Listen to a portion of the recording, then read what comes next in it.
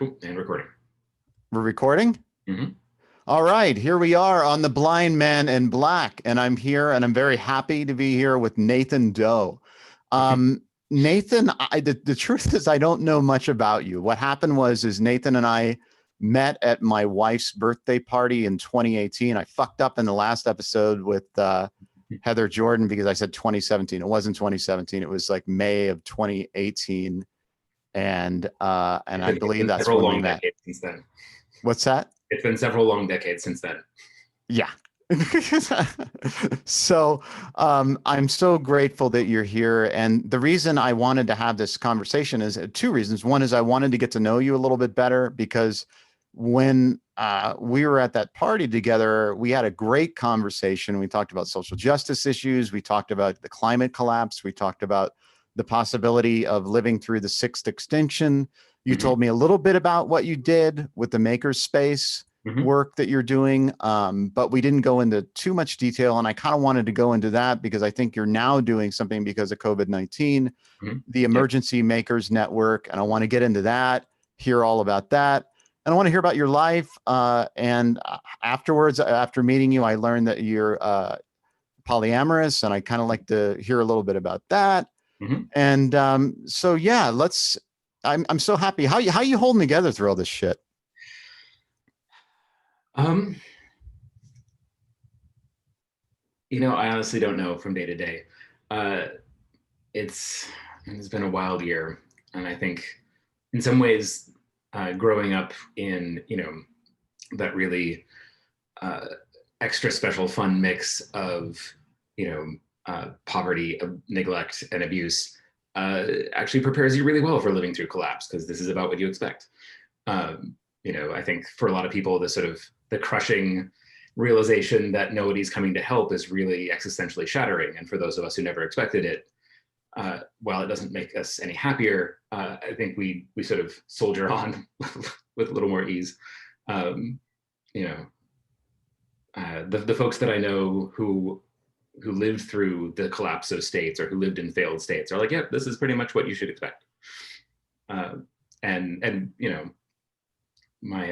family all comes from what used to be Russia, that is now sort of Eastern Bloc states, and so I think on a genetic level, we as in Russian peasants are bred for our capacity for suffering, and that's something that I felt very strongly this last year.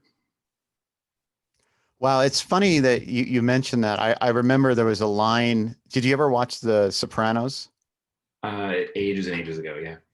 Well, there was an episode where Tony's sister had somebody that was caring for his mother, who was aging, and she was from Russia. She had one leg, and Tony and her, the Russian personal care attendant, they had this conversation, and I don't remember what the fuck how it came up, but she said, you Americans, you expect everything to be, wonderful or something like that in your life. And as Russians, we expect everything to be horrible. Yeah. And I thought that was, that kind of reminded me of that. So let's talk about the formative years. Like, what was it like? Where did you grow up, and what was it like? Sure. Though actually one thing really quick before I forget, on the note of us not knowing each other very well, my name isn't actually Nathan Doe. Doe is a pseudonym for Facebook. Okay. Nathan Parker is fine. Okay. Yeah. I will. Yeah. Thank you for the correction. Like I said, I didn't know you very well, so. No worries. It's plausible enough that I still get checks made out to that name every now and then, and I feel like that's not actually my name. Well, I mean, this is part of it. I'm learning. So Nathan Parker. So I'll make a note of that, and thank you for correcting me. So, yeah, tell me a little bit about where you're from and how was that? Bounced around a lot as a kid. Like the first place I remember living, I was 4 years old. I think it was home number 7. The counter, I think at this point is, I think this might actually be my 42nd home. Your 42nd home? Yeah. Wow. Okay. And that doesn't count 5 years of walkabout living out of a carry-on bag. Okay. So, the not a military family, which is everyone's first question. Mm. No, my parents were in academia, chasing, various, graduate degrees and teaching jobs and divorces and remarriages, et cetera, for the first many, many years of my life. So I mostly, I joke I was raised by wolves, though I think wolves are much better at raising their children. But I mostly spent my time, alone wandering in the woods near whatever, college campus my parents were at for much of, my first decade or so. So talk about the wolves. What does that mean to you? Like being raised by wolves?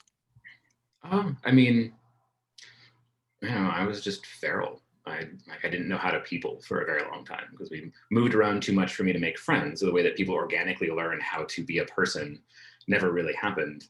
But also there was, there wasn't really any interaction, any like meaningful or healthy interaction at home either. So I didn't really learn how to people from my parents either. So, the majority of what people understand as far as like, this is how you engage with someone. This is how you, take care of a community. This is how you make a friend. All these things people just organically learn in a way that they don't even have words for because it's just the thing everyone did. I had to learn all of that, probably a good 5 to 10 years behind the curve just by observing the rules of the game as everyone else played it, and sort of deconstructing and reverse engineering society. So, which I think has served me well in the long run, but has definitely led to some odd gaps in my ability to human at times. So were your parents just absorbed in their academic projects and just not present? What was going on there? That was my impression. We didn't, it wasn't discussed much, why things were the way they were. It was simply the way things were. Mhm. It was pretty clear to me that, my parents were very young when they had me, and I don't think they particularly wanted kids or knew how to have them. So it was pretty clear that to the extent that I could, not get in the way and like take care of my own needs, that was great. So I have a lot of books. I read a lot of books instead of having friends. And again, one of those things that was awkward in the beginning, but I think probably worked out better in the long run. So I think I missed it. Where did you say you grew up? Like you just kind of moved around, but do you remember like the earliest place that you lived? First place I remember living was actually student housing campus at UC Santa Cruz. Okay. Okay. A lot of places like that. And so that's interesting because the television wasn't really a part of it. You were more absorbed in books and yeah. And and what type of books were you reading growing up? Like what that kind of formed the person that you are? Like do you remember? I mean, I think the one thing that I can say that my parents did right was they had a lot of books around the house. So I picked up, all of the sci-fi and the fantasy. I think I'd read everything that Tolkien had written by the age of 8, including the Silmarillion. Read Ender's Game at like 9 or 10. Started getting into that kind of stuff. Started reading more nonfiction, more physics and philosophy, and getting into existentialism and artificial intelligence and things like that by like 14, 15. Holy shit, that's pretty early. I mean, given the state of like fairly constant suicidal depression that I was in my mid-teens, I think if I hadn't discovered existentialism, I don't know if I'd be here. Really? Explain that a little bit. What was going on that you were thinking about suicide? Oh, I mean, I was just miserable. Like I didn't have friends that actually, like I had a couple of people I hung out with who also didn't know how to have friends, but that was not really a satisfying thing. Basically, it was looking at, sort of in the broader picture of things, like basically 0% of the interactions I had with another human being on any given day did what I wanted it to do. I didn't know how to change that. There was no sense of like, this is where I get a sense of like safety or compassion or understanding or meaningful connection. It was, it was just some variation on things I didn't want, and I didn't really know how to change it. And I wasn't, there was no other like place of support. But then I started reading The Myth of Sisyphus by Albert Camus, which is probably still one of the more formative books in my life. For those who haven't read it, it's. Can you kind of explain what that is about and how that informed the person that you are today? Sure. So, most people know him through his fiction, like The Stranger and The Plague, and so on, and they're great. But this is really one of the few essays that he wrote where he really lays out his so the logical underpinnings of his philosophy in a way that's much more it's much easier to follow than his sort of vague wanderings through existential nausea in light times. Basically, it comes down to this. There is a gap between the assurance that we have that we exist and the desire for some meaning to that existence, some grand plan in which that existence fits that can never be crossed. Not without relying on hope or faith or willful ignorance or some other thing. There is a leap. That is the leap of faith is across that gap. And if you don't make that leap, if you don't fill in that void sort of by fiat and say, well, I've just decided that I have an immortal soul and it will go here or whatever, like without filling in that gap, all you're left with is the knowledge that you exist and that you want there to be more meaning for that existence, but that will never come on its own. You either create it whole cloth and accept that you live in a lie of your own creation, which is what most people do, or you can stand there at the edge and look down and accept the lessons that teaches you. And if you start from that point, that this is all we have, we are here and it is now, and all else is construction, you can from that derive that life is worth living. But you have to really walk through some sort of perilous territory. He opens the essay by saying that suicide is first and foremost the most important question of any philosophy. We can spend all day arguing about whether or not the mind has 5 categories or 7, or whether we have 5 senses or 8 or whatever these things. These are just games. Like, as a philosopher, you need to be able to answer, is life worth living? Because if the answer is no, and we are to respect you as a philosopher, you have something to do, and we are not going to see you again. And so he takes it very seriously, and he really kind of walks through the whole process. And I'm not going to do the entire thing justice in 5 seconds, though I recommend reading it. But basically, it was where I learned to start. How to put it? It's where you learn to start what? In a sense, it was where I learned to start meditating.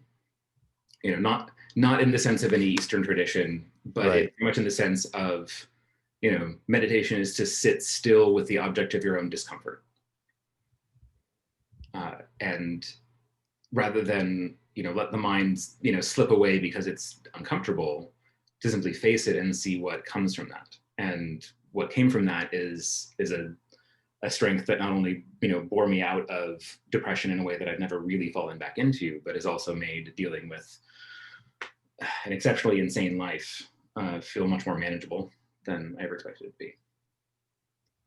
So talk about the insanity. Are you talking about just general insanity of the world that we live in and capitalism and all that? Or are you talking about just your own personal experience with the insanity of living?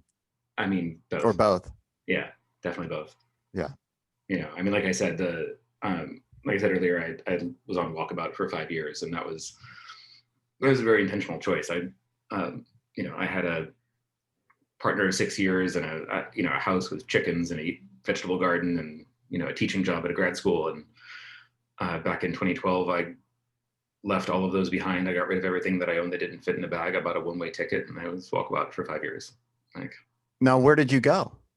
Thailand, Cambodia, Vietnam, China, Nepal, Indonesia, Spain, Germany, Philadelphia for some reason. Just threw that right in there. So what I mean, what did you discover on that journey? What was the most uh, poignant or strong experience that you had? Did you have any epiphanies or many or?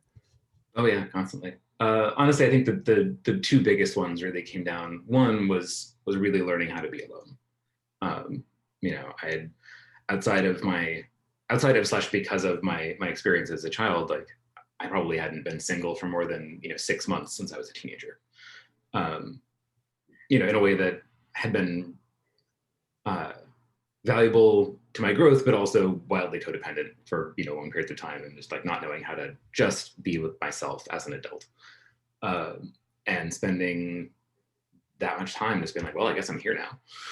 Uh, spending a lot of time sitting in cafes in strange countries, just sort of watching the world go by, being comfortable with my own company was really valuable. And I think you mentioned earlier things like polyamory and stuff like that. Like it is the extent to which I have learned to be comfortable with my own company that I think, become less of a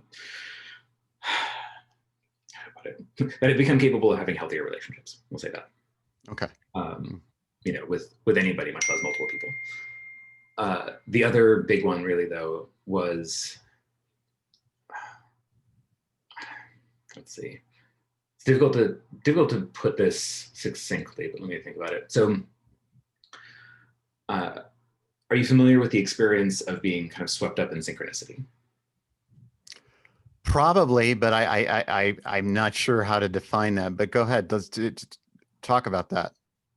Well, so I feel like most of us can relate to at least these brief flashing moments of suddenly you find yourself in exactly the right place at the right time unexpectedly, where you meet the person who says the thing that just like sets off the epiphany that guides you to some whole new direction.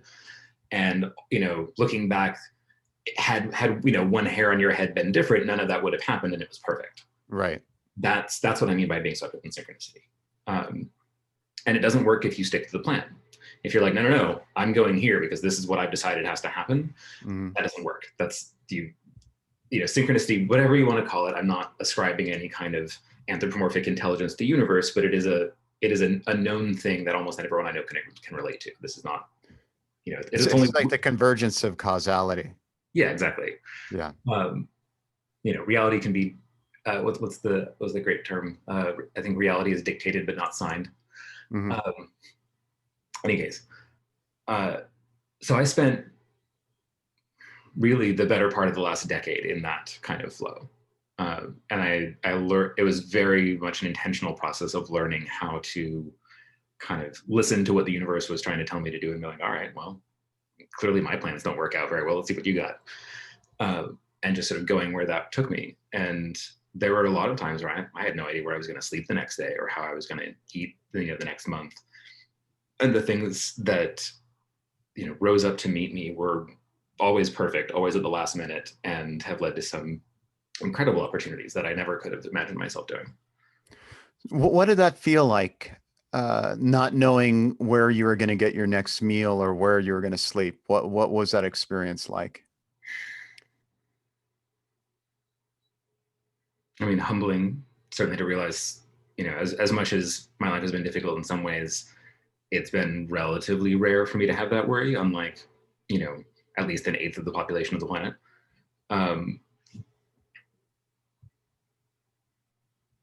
But also, how to put it, again, it is situations like this that are very easy to make that logical leap and say, oh, well, because it's always worked out, it always will, because it's worked out, there is some benevolence to the universe.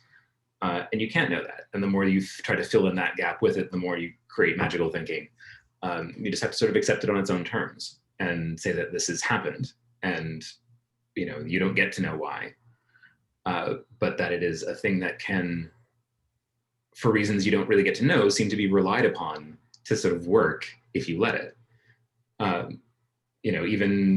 Even now, even this last year, we had to leave our place in Oakland because of plague and economic recession and the Bay being stupid in terms of how things are priced. Didn't know where we were going to be up until the very last minute for 2 moves in the last 2 months, just nailed down the third move, which will hopefully be the last in a while. And it's all kind of come together in the last minute every time. Let's rewind a little bit because I want to understand before the walkabout. Mm-hmm. So I assume you were teaching. What was your major? Was it philosophy? Were you teaching philosophy? No, actually, I was teaching Intro to Chinese Language at the grad school where I got my license as an acupuncturist. Oh, okay. Yeah. Okay. So when you were growing up, was there I don't want to use the term career path because that's, but what was your path? What was your passion? What did you want to do when you were younger? Oh, I had no idea. I had no idea. I didn't really, I couldn't imagine that far ahead. And, and there was no real, like, how to put it, the tiger moms that people talk about were like, Yeah. scheduling all of your time to be like, oh, you're going to go like to these lessons and these classes and you do this and you're going to study and you're going to get into like the best school. I had the opposite of that. Right. I don't think my parents really noticed I was there much. And so the idea of even going to college really was only suggested by one of my high school teachers. That was sort of the first I was like, oh, maybe I guess I should do that. We get away from home. Okay, we'll do that. So I didn't really have a career path up until probably, midway through my 20s. It's interesting. I'm always fascinated about how people are affected by similar experiences. My father, he was an entertainer and he was a comedian. And after his brother killed himself, they had a comedy act together. He did, odd, different jobs and things like that. But I found myself throughout most of my life trying to connect with him. And one of the things I did is we used to, when I moved back from upstate New York to live in California, my father would drive me from where we were living in Los Gatos, California, to my grandmother's home in Concord, Pleasant Hill. And we would listen to Saturday with Sinatra. And so I became really obsessed with Sinatra and trying to, because I knew it was something he liked and I was trying to listen to it, and I started singing it and I tried to connect with him. Was there ever a point where you were trying to do that with your parents, trying to connect with them in order to have some kind of deeper relationship than the one you were having? Tried to, yeah. I could always connect with my dad on purely intellectual subjects. But it felt a lot like, I don't know.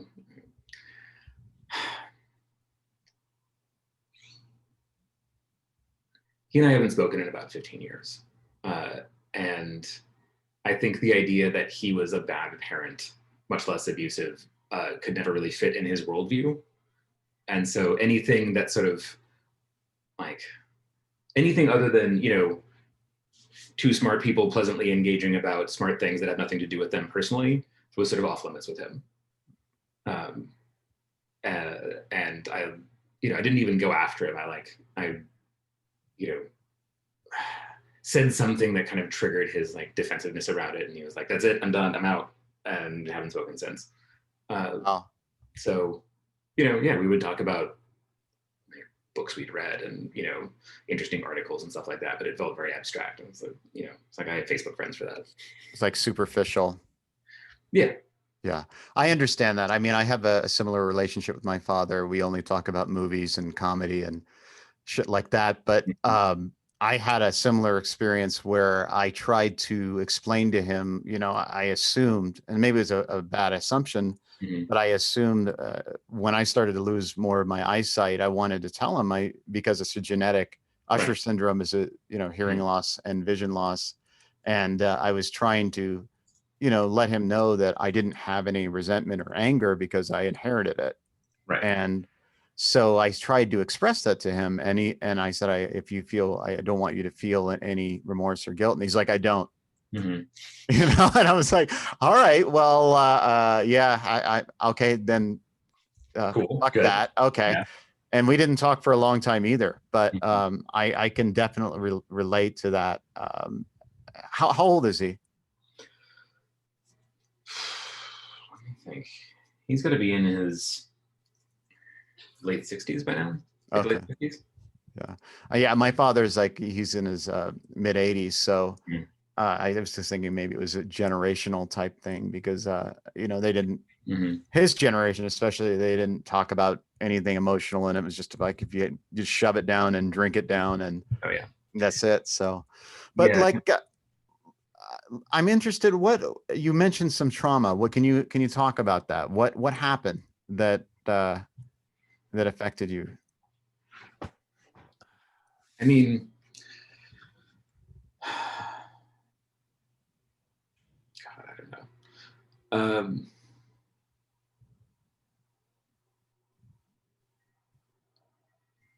It's always hard to pick apart the things in your own life that are not, you know, sort of explained to you as traumatic, Mhm. and decide in, you know, in retrospect that the thing that seemed, you know, normal but sort of upsetting at the time was actually totally fucked up and should never have happened. But it often takes someone else pointing those things out to you. Part of the challenge is that frequently the person who does that is your therapist, and you know, my primary abuser as a child was my father, who's a therapist. Uh, so I've not really trusted them professionally to tell me what my life is about, uh, Mhm. as a result. So I've mostly had to kind of, you know, bootstrap my own sanity, um, with you know, mixed, but I think overall um, appreciable results. That that said, that's, I realize that's not actually an answer to your question. Um, No, but I think we're getting there.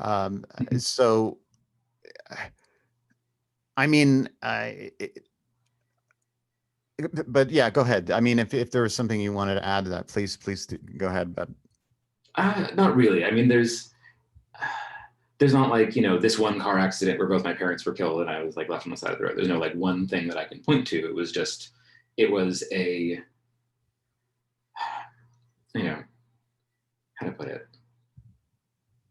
It was, you know, it was years of instability and, you know, lack of socialization and emotional abuse and occasionally physical, but mostly emotional, and isolation and, you know, neglect and poverty. Like it was just, it's a thing a lot of people grow up in. It's not like it was some wildly special thing that I experienced that no one else does. It's just, you know, it doesn't make for good TV.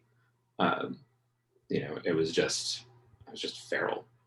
Like I didn't trust anyone or know how to learn how to do so for a very long time, because it was not a thing that I experienced growing up. you have trust issues now because I can relate to that. I mean, I have really, and I don't know what the fuck the issue is, but I have severe trust issues, and I'm not entirely sure where it comes from. I think part of it is that my father would gaslight me. Mm-hmm. And what I mean by that is, so I would say to him, do you remember when you said this when I was little? I would say Mm-hmm. something like, remember he said, and he's like, I didn't say that. What are you Right. talking about? What Mm-hmm. are you crazy? Yeah. You know, you do that shit. Mm-hmm. And I'm like, what? I would just be like, well, is there something? I mean, he also called me idiot, moron, and meathead. Meathead was the primary one, but, I got all that. um, but I mean, that's from All in the Family. But yeah, that was the primary one. But I think that started to, I mean, amongst other things that had happened in my life, I, I couldn't make sense of reality because I was constantly questioning myself. Did this happen? Did that not happen? Am I crazy? Am I Mm-hmm. stupid? What Mm-hmm. the fuck is going on here? You Yeah. know? I And yeah. go ahead. Go ahead. Yeah. I was just gonna say I can relate to that, and I've had similar experiences. Though couple that with a nearly eidetic memory, and it makes it a little challenging. Like I can still quote you verbatim passages from a book I read 20 years ago. You know, it's it makes that kind of uh, you know, inability to trust the word of, you know, authority figures who are supposed to keep you safe, sort of extra challenging. Yeah. Yeah. Um, so I'm trying to understand a little bit about, I want to understand because you have a very clear idea of how you see the world. And I mean, from the conversation we had at that my wife's birthday party, I felt like you come from a very compassionate, loving, um, thoughtful place that is against what capitalism does to human beings. Mhm. And I want to understand where, was there a point in your life where you're like, you know what, I want to just go make money. I want to get laid. I want to, I want to, I want the world and everything in it. Was there a point that you were like that, or was there a transformation, or was it because you were grounded in this philosophy and that you always stayed in a place of living and loving and coming from a compassionate place? I hmm. um, I feel like it is closer to the latter, but maybe not for such noble reasons. Um, I at no point was I ever like, fuck bitches, get money, let's go get paid. That was not really ever an operating sort of stance for me. Hmm. But a big part of that also was just that, like I said, I was, you know, profoundly depressed for the first, say, 20 years of my life.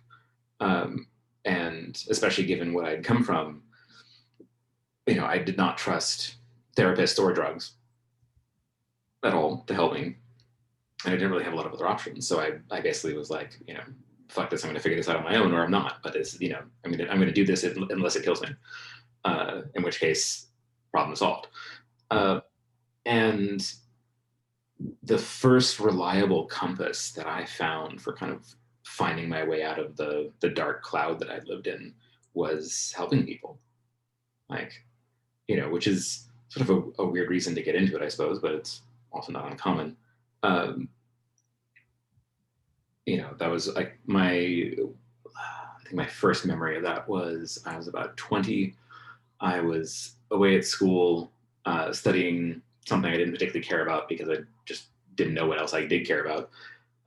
And it was not helping my depression to like get up every day and go take a class, just be like, why am I doing this? Why? And I had no good answers for any of that. But then a friend convinced me to come take like a free elective, community class on, I don't know, acupressure, I think it was. Um, and it was the first time I'd really experienced like some kind of platonic touch to just help people. And I discovered that not only did I enjoy it, but I was really good at it. Like just unnaturally so. People would, struggle for 10 minutes to find the right point, and it felt like there was magnets in my fingers. It's just like right there. First time, every time, people would be like, "Oh, this is great. Please do that." And it was the first time I was like, "Oh, no, whatever this feeling is, I want more of this. This is the like." I think it was around that year that I had the first experience I ever recall of being of that emotion that I'd heard of but never really sort of grasped firsthand, which is happiness.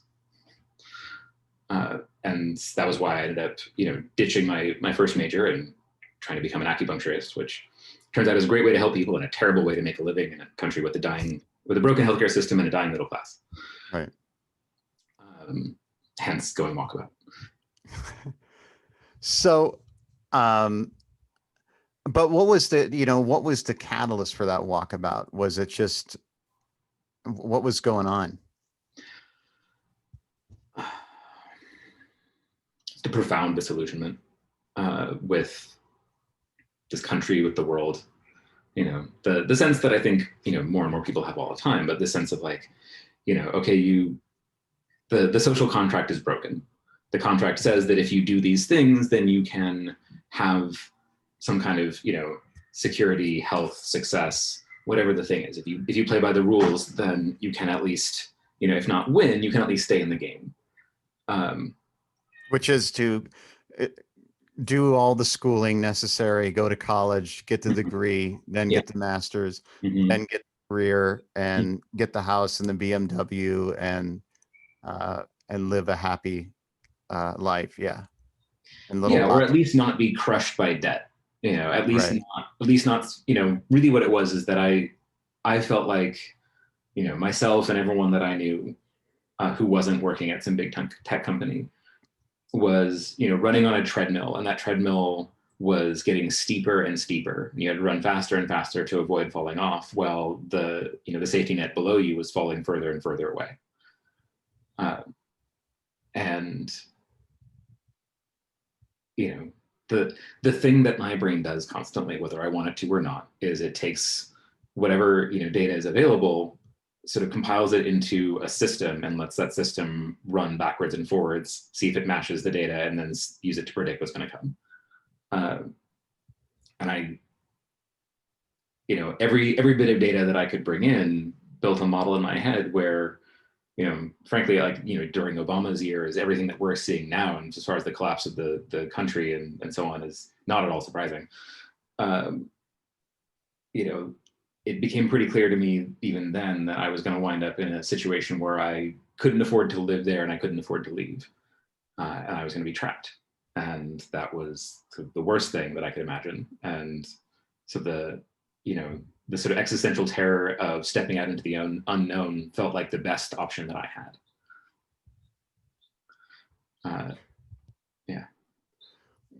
Well, I mean, that makes sense to me, and the other thing that comes to mind is that I'm often surprised when people are surprised that we're in this state that we're in right now, but politically and economically and everything else, because, Naomi Klein, who I really enjoy her work, that's one of the things she points out constantly is every president, whether it be the first Bush, Clinton, the second Bush, and, and so on, even and Obama, and like they all led to Trump.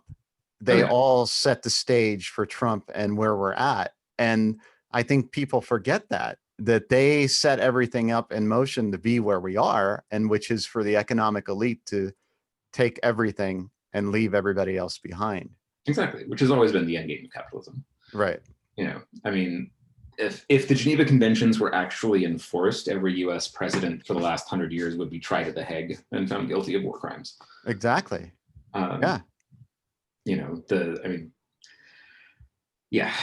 That's the whole thing. I was just listening to that podcast Blowback about the Iraq War. That's Jeremy Scahill, right? I believe so. But yeah, just for those listening, Jeremy Scahill wrote a book about the mercenary private contractor Blackwater, which has changed into, they keep changing their name. I think it was like XE something, and then it became I think it's Greystone, like Academy, something. I can't remember what it was. Changing their name exactly, but they're run by Eric Prince, who is Betsy DeVos's brother. Right. There's a whole podcast just about him and like how fucked up weird their family is. Anyway. Yeah, I mean, he just recently, Eric Prince just recently, I think was one of his planes was intercepted and was found. It was a private plane filled with arms and military hardware that it was going someplace that shouldn't have been going. So, yeah, I mean, it's crazy the state of the world and especially the military industrial complex, the way it's developed and kind of put a stranglehold on everything.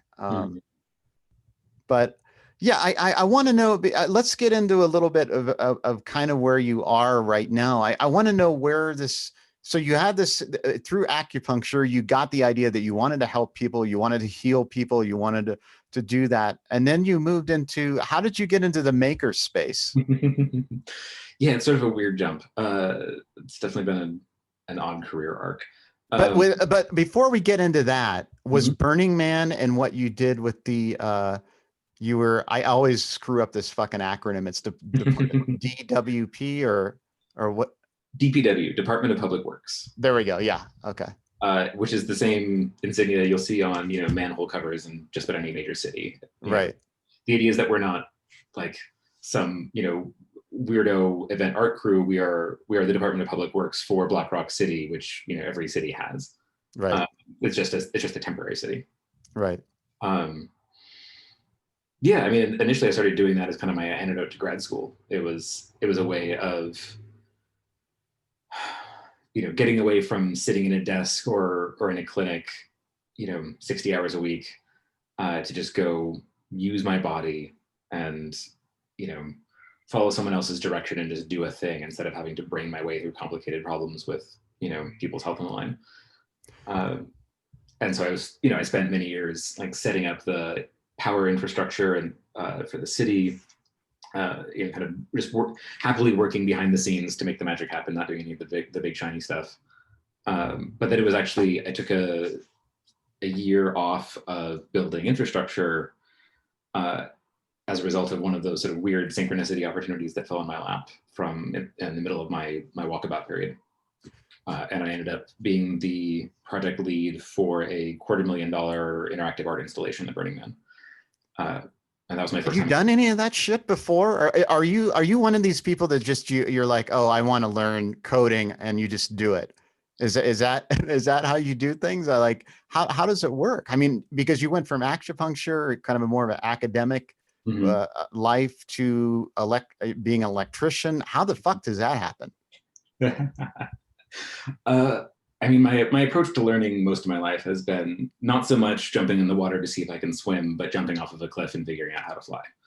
That art installation, if you look up Mazu Temple, M-A-Z-U Temple, Burning Man 2015, you can see some pictures of it. But that was my first art project. Have you done anything like that before? Like anything even remotely like that?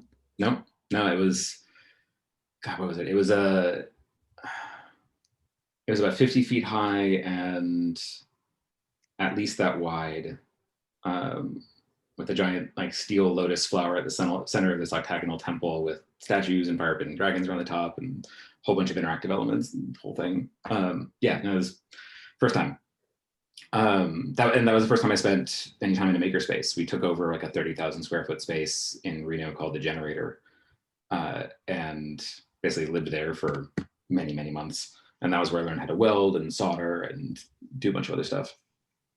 Now, I mean, how long did it take you to get up to speed where people are like, oh, you fucked that up, you got to do that over again? I mean, did it take a while or did you catch on really quickly? I usually catch on quickly. I think both of the times that I was, so like when people were like, okay, here's how you solder and here's how you weld. Both times people expressed disbelief that it was my first time. They assumed I'd been fucking with them and I'd actually been doing it for a while. Oh, wow. Yeah. That's amazing. I wish I had that in me. I usually, there's a lot of trial and error in my experience. But so, I mean, what drew you to Burning Man? Was it, how did that happen? Because my experience with Burning Man, the first time I think I really started to hear about it was I was working for a Digital Playground, the adult film company. And I remember there were a friend of mine, it was weird. It was somebody I knew that was working, was a contractor who was working with us. And he was in charge of, it was the time when HD and Blu-ray were at war. And so we were trying to, our job was to push the HD, and we were working on that, and there was somebody that was going to go to Burning Man who was working on the HD stuff. And then a friend of mine happened to knew this person, and it was, and obviously they just wanted to go to get laid and find an orgy or whatever the fuck was going on. So my association of Burning Man at that time in 2000, I think it was like 2005, 2006 was, oh, it's just, it's basically an orgy and with a bonfire, and that's all I knew. So how did you get connected with Burning Man? There was a group of folks that I spent a lot of my time with back in my early 20s, who were, all the like weirdo theater kids. And did you do theater? No, I was just theater adjacent. I dated a lot of theater people. Okay. But no, we were, it was back in 2004, we went out, and I think a lot of what you're describing is a not uncommon assessment of Burning Man, and there's certainly plenty of truth to it. So it's the only issue I'm concerned about, there's no showers really, so it sounds like it could get a little gross. But I mean, there are plenty of ways to stay clean. Okay. First of all, you're in essentially a giant kitty litter box. Like it's alkali dust that nothing can live in. Right. And so it's actually pretty sterile. it also functions more or less as like, chemically it functions very similar to deodorant. Like you have to be real funky to actually show through that. I see. Okay. But that said, if you're staff, there are staff showers, just out of like trailers with, electric pumps. And if you're not, you can bring, solar showers and, wet wipes and whatever. There's plenty of ways to do that. But it's changed a lot. It started out as a different thing than what it is now, where millionaires and billionaires are flying in and bringing in star wagons and things like that. Yeah, that's all. I've watched all that happen since I started working there. One of the reasons I don't go anymore. Right. What I will say is this. I think as anyone who's worked in event production can tell you, the front of house and back of house experience of the same event are wildly different. I have a friend who was like the lead automation engineer for like Britney Spears tours. And that is not music she ever would have listened to. And nor music that she felt particularly like satisfied about being a part of. But the show that she got to put on, the toys she got to play with, and the people she got to work with were absolutely hands down worth it. And I feel much the same way.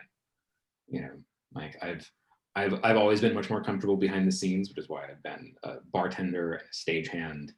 And I don't go to events unless I'm getting paid to work them. I don't enjoy them otherwise. You can give me a free ticket to Burning Man and say, go, have all the orgies you want. I'd be like, nah, that doesn't really sound appealing. But you could be like, here, come out for 2 months and like haul cable in the desert with us. I'm like, that sounds great. Let me do that. It was, I'll tell you this, the moment that I first was like, okay, this is a thing worth coming back for. There's something here that is worth exploring more, was this. 2004, I'm watching my first temple burn. And for those not familiar, the temple was an art project started by David Best in 2001 as a sort of solemn structure away from the party, out at the far edge of the city, kind of as far away as you can get, meant to honor those who had been lost to suicide after his son died. Its meaning expanded over time to really include all those who have been lost, period, for any reason. And it is the place at the big party where you go to cry. It is the place where you go to set up a shrine to, your dead relatives, loved ones, friends, people who are still alive but just no longer speak to, whatever it is. It's in raw wood, so it's, by the time it burns, it is covered in notes in Sharpie to all these people. And it burns after the man. So the man burns Saturday night, and it's this usually, wild bacchanalian frenzy. And all the people who were just there for that go home afterwards. So the next night on Sunday, you get like 30, 40,000 people sitting around this single solemn structure in total silence, watching it burn and just sort of like, crying with strangers. And I'm there for the first time experiencing this, and the wind shifts. It's burning, and it's this huge structure. The wind shifts right towards the center of the crowd where I am, and embers start falling down on us. There's this brief moment of sort of incipient panic where you can feel like a stampede wanting to happen as people's sort of hindbrains kick in. And then instead, a crowd full of strangers starts just looking out for each other and like brushing embers off of each other and knocking them out of the sky. And everyone's just like, we got this. Everyone be cool. And no one was organizing this. No one was shouting at anyone to do this. This is just what everyone decided to do. And I cannot think of another place in the world, certainly not in America, where I could experience that. Can you talk about, was there, what did you let go of, or did you put in there? Are you willing to share with us what some of the things may have been that you put in that temple?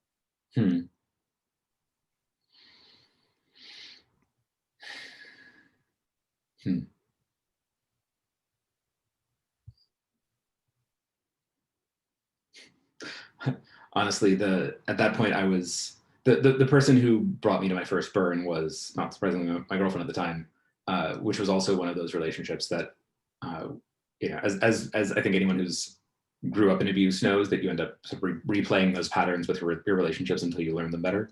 And that was definitely, that she took me to Burning Man for my first time is something I'm grateful for, but there really wasn't much else that I didn't feel that way about. So it was for me, it was a lot of like letting go of whatever was keeping me there. Sort of an odd way to start the burn, but there you go. So was it at Burning Man that you started practicing polyamory, or how did that come about? Let's see. And like, I mean, what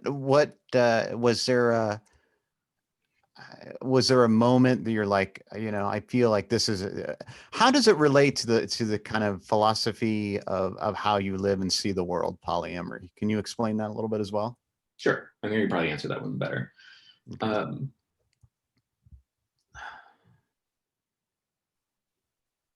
So think of it this way,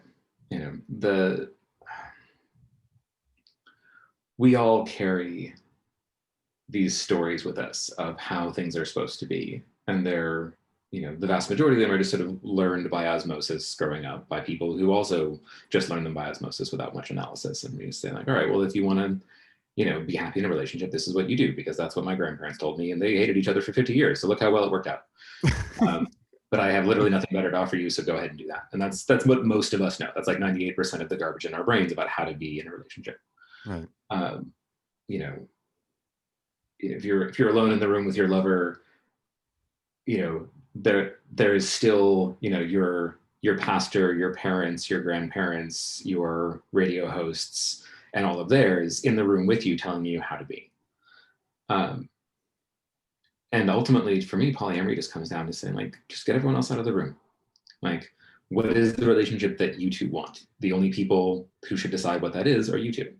And that includes whether or not other people have a say in what that looks like. And really, it just starts from there, and everything else just flows from it. Like, it's not prescriptive. It's not about saying like, it's not saying, oh, monogamy is bad or unenlightened. It's saying like, literally, if the relationship that works for you and the person that you want to be with looks this way and both of you are happy with it, great, do that. I really don't care about the details. If you want to live together in a cabin in the woods and never see another person again, fine, do you. If you want to fuck 80 other people and figure out how to make that work, great, like, go ahead. I certainly didn't know how to make that work for a long time, and there was a lot more error than trial for the first several years. But at a certain point, especially while living on walkabout and not having to fix the dress, that doesn't leave room for any kind of traditional relationships. So all the relationships I had throughout that time were some form of something, and just learning how to let it be what it is and not compare it to the things that you think it should be, and just accept that in this relationship, which will last maybe today, maybe the next few months, maybe I will still see you years from now, I have literally no idea. This is what we can make it be. Let's enjoy this. Like, maybe you're going back home to your husband, partner, whatever. Maybe I'm moving on to some other country I've never been to, and I don't know when I'll see you again. Like, what is it in this moment that works? Let's just celebrate that.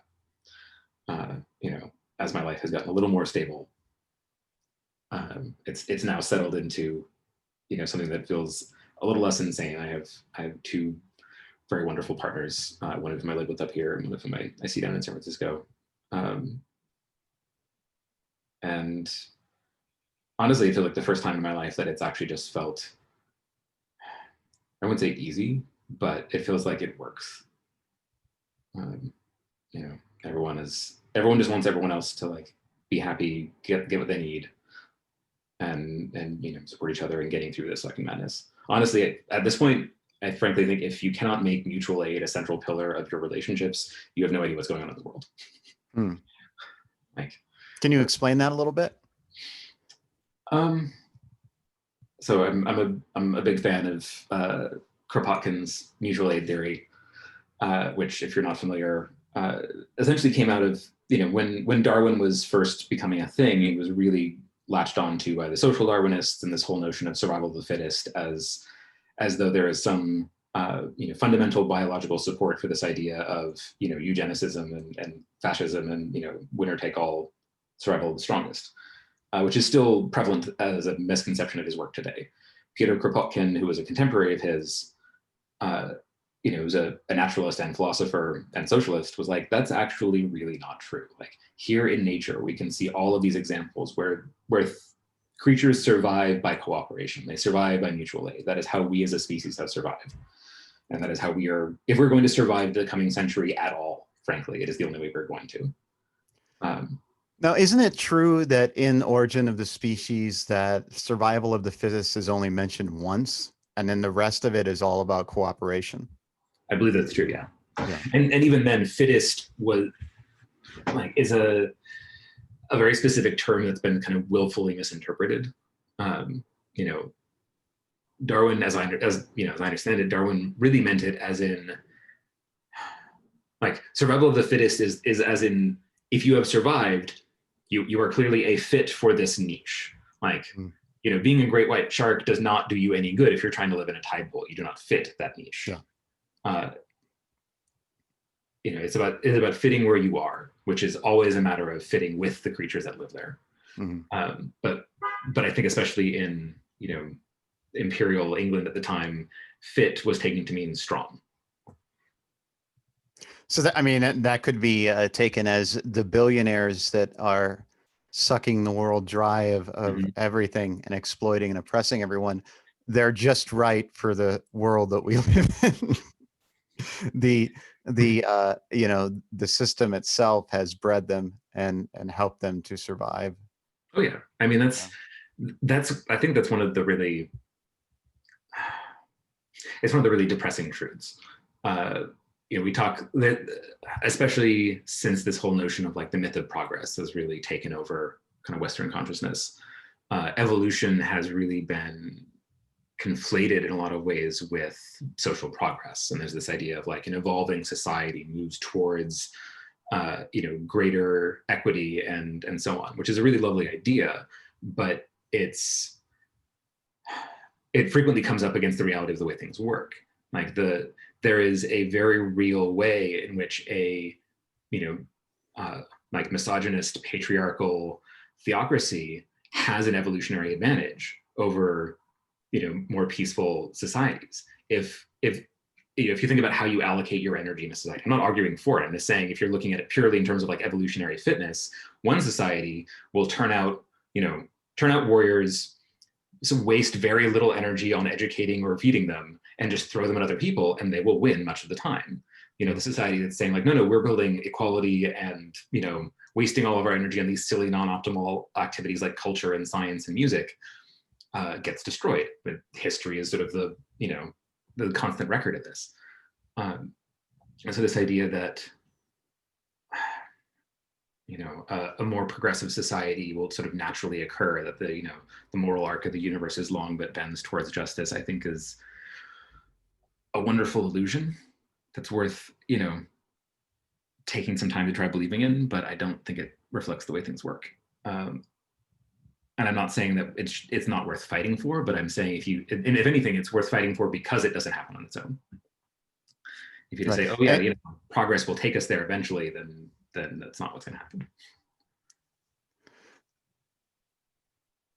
So how do you feel that we can, and I want to go back to polyamory too, because I'm just curious, just to kind of get to this, what can we do as human beings to create a more peaceful, just, and loving world?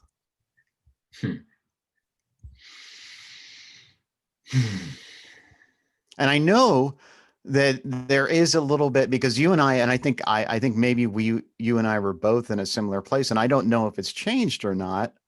But we were talking about, living through the sixth extinction, like that there is no way out of this. And it's interesting that you mentioned Camus, and because for me, the situation we're living in, regardless of what, if we were living in a different time, I think about this. I remember when I was at CalArts, and one of the dramaturgy professors took this. It was a quote. It was like from a conversation from Pascal and Camus, And basically they created this metaphor for life. And at the time we were studying this play by Otto Fugard, a South African playwright called The Island. It's about two men that are in a South African prison, and one of them gets to leave and the other one has to stay there for life. And so she brought this, I can't remember. I kept it somewhere and I don't know where the fuck it is, but I wish I still had it. But it was basically a conversation between Camus and Pascal. And the idea is they created this metaphor that life is like a prison. At the beginning of each day, someone is brought in, and at the end, somebody's taken out and executed. And what life essentially is what do you do in those 24 hours between entering the prison and being executed? Do you cry? Or do you turn to the person next to you and say, my name is Brian, and begin a conversation? The metaphor that occurred to me many years ago that I've often come back to is somewhat similar, but different kind of institution. I sort of imagined life as, sort of this big hospital where you are, immediately wheeled out of the delivery room on a gurney and sort of sent hurtling down this long corridor. And the next thing that happens is you start being prepped for the final and inevitably fatal surgery. And really the only choice you have in the meantime is, do you want anesthesia? Say that again. The only choice you have is what? Whether or not you want anesthetic. Ah, okay. Aaron, I'm going to redo a quick thing. This is one of my favorite passages from that Camus, where I was telling you, to kind of sums it up better than I can. What I know, what is certain, what I cannot deny, what I cannot reject, this is what counts. I can negate everything of that part of me that lives on vague nostalgias, except this desire for unity, this longing to solve, this need for clarity and cohesion. I can refute everything in this world surrounding me that offends or enraptures me, except this chaos, this sovereign chance, and this divine equivalence which springs from anarchy. I don't know whether this world has a meaning that transcends it, but I know that I do not know that meaning and that it is impossible for me to know it. What can a meaning outside my condition mean to me? I understand only in human terms. What I touch, what resists me, this is what I understand. And these two certainties, my appetite for the absolute, for unity, and the impossibility of reducing this world to a rational, reasonable principle, I also know I cannot reconcile them.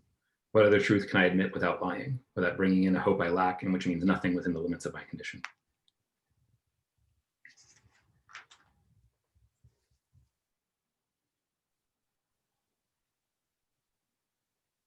Would you mind sending that to me? Sure. Because I want to hear it again and kind of let that sit in. I started to think about that one line about touch, because that to me is interesting, because I'm going to a point in my vision loss where I feel like throughout my entire life, the only way I related to the world was through eyesight. And everything that I experienced was through that. And now I'm coming to a place where I'm losing it. And sometimes I literally, and I mentioned this many times before, is I'm literally, when I feel like I'm disappearing into this abyss, I literally have to grab onto something, whether it be a table or anything near me, to feel like that I'm still here. And it just reminded me of that. And yeah, yeah, life is I don't know. It's fucking weird. But but in terms of what do we do with the time we have? And I think the reason I wanted to interview you is to understand, because it seems like your whole essence and everything that you are is about creating and trying to create, what I like to the term that the Zapatistas use, create a world where many worlds are embraced. And I feel like that's what you're doing. You're being the change that you wish to see in the world, as Gandhi said. And I'm always fascinated by that choice, because I believe it is a choice. I think some people, they have so much trauma that they have to externalize it all the time, and it's destructive, and they end up destroying everything, including themselves. But you, on the other hand, are embracing and trying to constantly create, and the maker space is a part of that. And I think with the polyamory, and I'm interested in that because just in the sense of it's outside of our social norms, and especially in our in the United States. But um, how just going back to it because I'm still interested. How do you stay present with each person that you're in love with? How do you? I mean, I think that would be interesting to know. I mean, do you feel exhausted by going back and forth, or what does it feel like? Just the opposite, really. The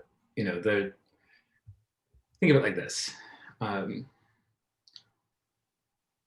while there are certainly exceptions and there are people who pair bond really well, I think for the majority of us, certainly a great many people I have known personally, monogamous pair bonding ends up being it does incredible violence to everybody involved because it puts two people in a situation where they sort of they feel like they are obligated to be everything for the other person. Mm-hmm. The sort of the romantic mythology in America of what a relationship is supposed to look like is, oh, you're supposed to be like best friends that have passionate sex forever and do all the things that make each other happy all the time. And it's just not true. And it puts a pressure on every relationship that many don't survive or do but shouldn't. My two partners are very different in a lot of ways, and I get different things out of the time with them. And if I were just with one or the other, the lack of that would be felt. And it wouldn't be, because one partner is like a failure as a partner for not being this way. They're just a different person. And so if anything, it's more like it is a way that I can, feed parts of myself in the presence of one person that I cannot with another. And that's the same across all relationships. Like, you don't expect one friend to be the person who you can do all of your friend activities with. You have, a friend that you play games with, a friend you go hiking with, a friend you do these things. You should relationships can be the same way. So, I mean, if you don't mind, and you can tell me to fuck off if you want, but can you explain a little bit about what you get from each partner that's different, mm-hmm. and how your needs are being fulfilled? Sure. So let me think how to do this. I'm going to think for a minute about like what information I'm sort of giving away.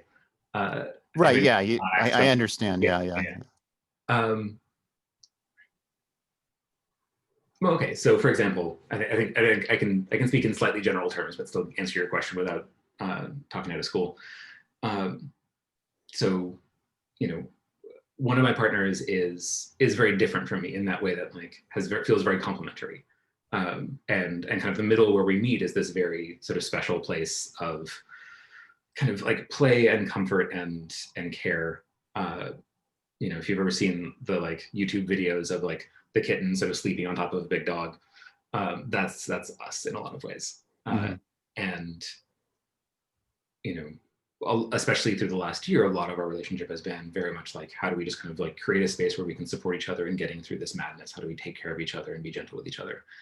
My other partner is much more like me than different. She was actually also interviewed on a podcast recently. I sent it to my mom, and my mom was like, "That's like listening to a female version of you." How did you feel about that comment? I mean, the two of us had talked about it already.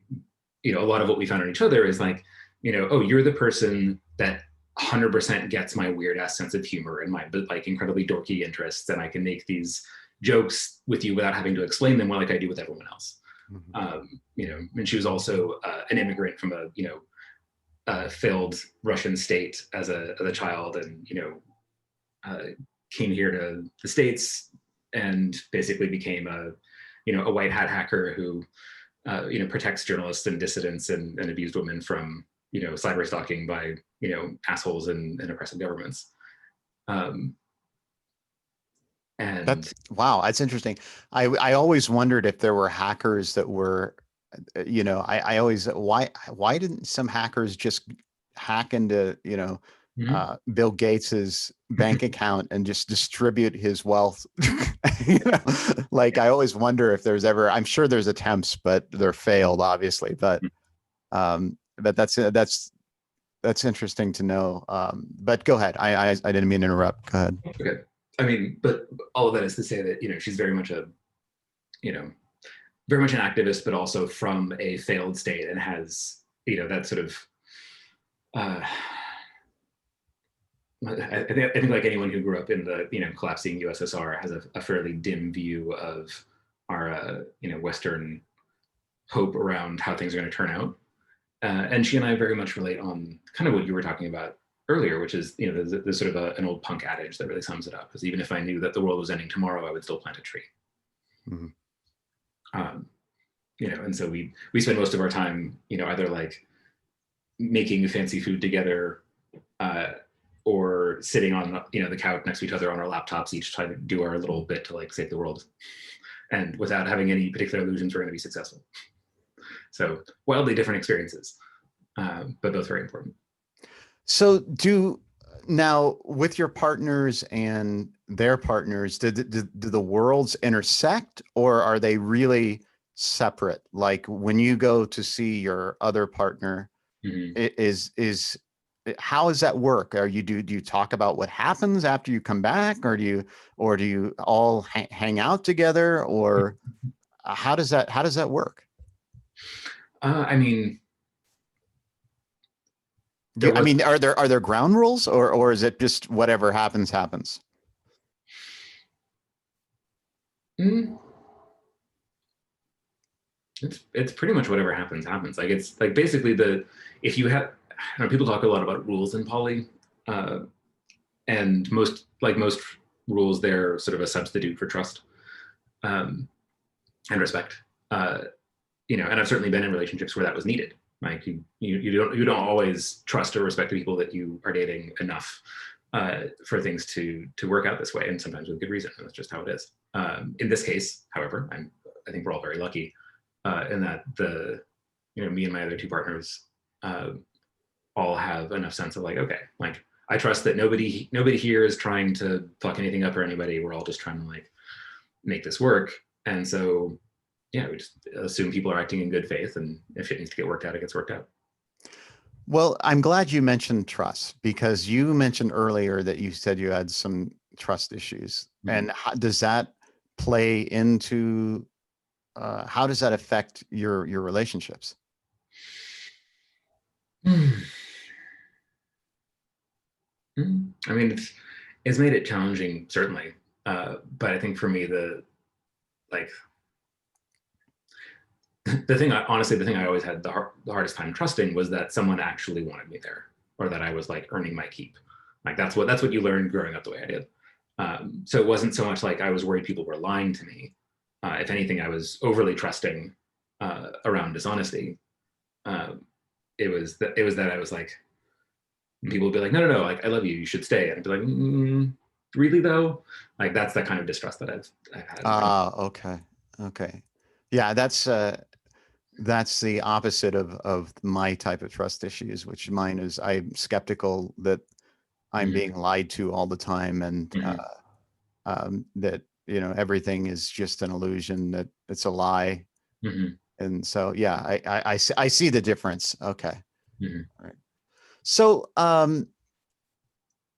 so have the worlds intersected, or are they pretty separate? Like you go off and be with your other partner, and then your partner that you're like living with goes off to her partner, and how does it intersect at all, or is it just a little bit? I mean, prior to COVID, it was a different story, and like the three of us. How is COVID affecting everything? I mean, given the number of people I know who were, single or in a sort of casual thing when COVID hit, who are basically like, well, I guess I live alone forever now. Right. I feel like I can't complain. I suppose the quote unquote good news is that, to the extent that any of us have work, it's all work from home, and none of us are, and like, we live alone together. My other partner lives alone. And so the safety risks around actually being able to like see everyone are relatively minimal. You know, I know a lot of people who are like, well, I was dating, you know, these three people, but like I live with this one person and I guess I'm monogamous now because there's just no safe way to do that. Right. You know, so it could be a lot worse. So, I mean, I know there's a difference between ethical non-monogamy and polyamory. And do you have any issues with your partners that are also not only polyamorous, but ethically non-monogamous, or do you identify with that as well? I mean, to be honest, I'm not aware of a like official definition for those terms. So I think everyone has their own sort of colloquial definition of that distinction. You know, so if you're using those terms in a specific way, please define them so I can answer the question correctly. Well, I mean, Heather Jordan, you know her, mutual friend. She, yeah. She was on. He does both my partner's hair. Say that again. Both my partners get their hair dyed from her. Oh, okay. So she was on the podcast and she talked about polyamory versus ethical non-monogamy. So her definition was polyamory is, you know, loving another person, you know, loving multiple people. And then ethical non-monogamy is just fucking other people. And the love aspect isn't really as, I mean, I think she kind of indicated, and I could be wrong, and Heather, if you're listening, I apologize. I think she was saying she kind of longed for, I mean, she has another, I think she does have another partner in polyamory, but she kind of longs for the polyamory aspect. But she also enjoys the ethical or ethical fucking, I guess, of multiple people. So is that, yeah, I don't know if that clarifies it, but. Yeah, totally. I mean, it was not how I would have defined it, so I'm glad that I asked. Right. You know, to me, the distinction has always kind of felt a little bit more like, are you drawing like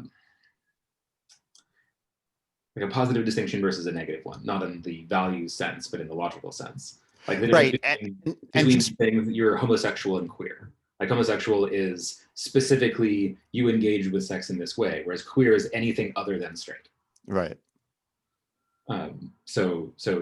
Ethical non-monogamy to me just feels like it is kind of the queer in this sense. It is just, you're not someone who is, you know, locked into monogamous pair bonding, but literally anything else is fair game.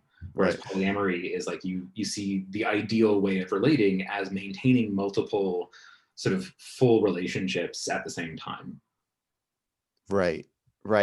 And just be aware that I don't know what the fuck I'm talking about. Like this is really outside of my scope of understanding because I mean, I like the idea of polyamory. I think it's it sounds very beautiful. I have not experienced it. And I really haven't, you know, had, you know, any experience with having multiple partners, either sexually or otherwise. So I have no fucking clue what that's like or anything. Theoretically, polyamory sounds beautiful. I just haven't experienced it. So I have no idea what the fuck I'm talking about. So when I'm defining something, I'm just going off what I thought Heather was saying. Sure. Let me put it to you this way, and maybe sort of more relatable terms. Like, have you ever been in a relationship with someone and had, you know, like a close friend of whatever your preferred gender that you genuinely cared about, and you were like worried about them, you were checking in on them, you were talking to them a lot, something like that, you know, and did you ever get the jealousy response? Like, oh, you're talking to so-and-so a lot. Sure. How many times did you not get that response, but you heard it in your head anyway, and you're like, oh, I shouldn't be talking to this person. I shouldn't be doing this because what if I make someone jealous or they think it's a thing, you know, so I can't actually show up for someone I care about in the way that they need right now. I have a history of mind fucking myself. So I overthink things anyway and tend to be over analytical to the point of insanity. So sure, absolutely. Right. So imagine instead if, you know, this is not positing a relationship. It's literally just like you have a friend who's a woman that you care about and they're going through something and you're like, they need help. Like, I'm going to go over there and like stay with her and make sure she's eating and like get through this fucking thing. And you imagine your partner being like, good, you are a good friend. You should go do that. Like, she wants some cuddles, you should give them to her. Like it is just being able to show up for the people in your life that you care about in the way that's appropriate for them without worrying about what someone else is going to lose their shit over because no one's actually being hurt. Mm-hmm. Ultimately, it's a lot of that. Right. It's a lot, at least in my experience, it's a lot less about fucking a lot of people. It's a lot more about showing up for the people you care about in ways that don't involve justifying it to some like mental interrogator. Right. Right. Right. Well, I think the idea of it for me and theoretically, like this is all theoretically, it just sounds like it could be a healthy way of, as long as everybody agrees to how it functions, a healthy way of dealing with a lot of um, just getting through life Yeah, without, mm-hmm. but I then again, I don't know. But I'll send you there's some great pieces by Laurie Penny on this. I don't know if you know her, right. she's a great writer. But I haven't. I'll send you some pieces, but basically she talks about how, this whole notion of like the nuclear family as sort of the platonic ideal of human existence is, it's an incredibly recent invention. It's wildly destructive to human society, and it's very much, kind of capitalism getting into your bedroom. Yeah, I mean, the idea of everybody having their own households, buying their Mhm. own shit for that house and keeping it, and then Right. yeah, it just creates more consumers that way. Yeah. Right, but it's also like as we're moving into this kind of like late stage collapse phase of capitalism, it's increasingly untenable even on the face of it. Like the promise it made in the 50s that it kind of kept isn't a promise anyone can keep anymore. Yeah. Yeah. And it puts people in a position of, again, looking for one person to be their entire community support structure, friend network, lover, financial partner, co-parent, etc., which is not only bad for everyone doing it, but not a thing that humans have historically done. Right. And so just kind of cracking the seal on that and saying like, okay, here, like there's a framework called relationship anarchy out of Norway, I think, that's gotten some traction in the US. And they get, again, much like how the popular conception of anarchists doesn't involve nearly as much spreadsheets or soup making. Relationship anarchy is a lot more, spreadsheets than you might think, but it's basically saying like, okay, here's all the different ways that you can relate to somebody. Any given relationship in your life along the spectrum from like acquaintance to lover, or co-parent or whatever you want to kind of like have your other end of the spectrum be. It can all be anything. Just figure it out. Like if you want to, I have a friend right now who lives with two partners of two different genders, is marrying the one, she's marrying her girlfriend that she doesn't sleep with, who has another partner, with her lover there as like witness, and they all live together and they're buying a house together and they're all super happy and it fucking works. Wow. That's intense. Wow. Did you ever watch that show Polyamory on Showtime? No. Okay. Yeah, the only reason I mentioned it because I had a friend from high school who was on the first season of it, and it seemed like it was just focused on the sex, just to. That's generally what makes it into the media. Yeah, yeah. So, I'm sure that's what they wanted to focus on anyway. But and then all the drama that comes up, when it doesn't go well. Sure, but that happens anyway. Yeah, yeah. But so you're a welder, you're an electrician, and there's other things that I know you do. I think you were talking about when at that party, you were talking about 3D printing. You do that as well. Mm-hmm. So what's going on with the Emergency Makers Network? What's that about? I mean, as a project, that particular name is sort of defunct. It was something I was trying to get spun up in the first few months of COVID. But let me back up a second to kind of put context on that, because it's the continuation of something that I've been working on in various forms for probably about 4 or 5 years. Okay, well then let's start there. Let's start 4 or 5 years ago. Okay, so I'll try to summarize this. So I spent that year in the makerspace building that big art installation, and really kind of fell in love with this kind of core tenet of the maker movement, that anyone can learn to make anything, that the skills to do so are not magic, they're not out of reach. learning to weld or to, to do carpentry and things like that are not hard. And it used to be something that most people in this country learned how to do in shop classes in high school, but like the many ladders the boomers pulled up behind them, that one was gone by the time I got to high school. And so it was really, and like growing up in a fairly like abstract academic background, I'm like, oh no, I made a thing with my hands is a kind of satisfaction I don't often get. So I really fell in love with it, but I also became at the same time acutely aware of just the wild disorganization and discoordination within the maker movement, to the extent that it can even be called a movement. At the space that I was at, the system, if you wanted to use the laser cutter, was to find Bill, and if Bill was sober, which is sort of iffy, he might be able to tell you where the clipboard was, and that clipboard would tell you who was next in line to use the laser cutter if they had found him and put their name on it. Otherwise, who the fuck knows? And this is not an uncommon system. There were days that tools went down and we were like, I have no idea where to find another one of these anywhere in this state. And it turned out, months later that there was one like 2 miles away and we just had no way of finding it. Can you describe the makerspace, like what it is, so that people that are totally unfamiliar with it, oh, sure. Yeah. like really understand what it is? So basically, as over the last 10, 15 years, the maker movement has done a particular sort of balancing act by both reaching forward to what's called digital fabrication, so tools like laser cutters, 3D printers, CNC machines, et cetera, that will read a digital file and output an object. All of these have become cheaper, more accessible, smaller, et cetera. So they're no longer things that you need, $1 million in a giant industrial plant to use. Their interfaces have been redesigned for more sort of end users, so they're not requiring an engineering degree to use. But their maker spaces are also sort of reaching back to the traditional trade craft skills like carpentry and metalworking and textiles and all these other things as a way of keeping them alive. And so it's this marriage of engineering nerds being super excited about additive manufacturing and things like that becoming more successful or accessible, and also the people who want to actually be able to learn how to make things with their hands and make a living doing that.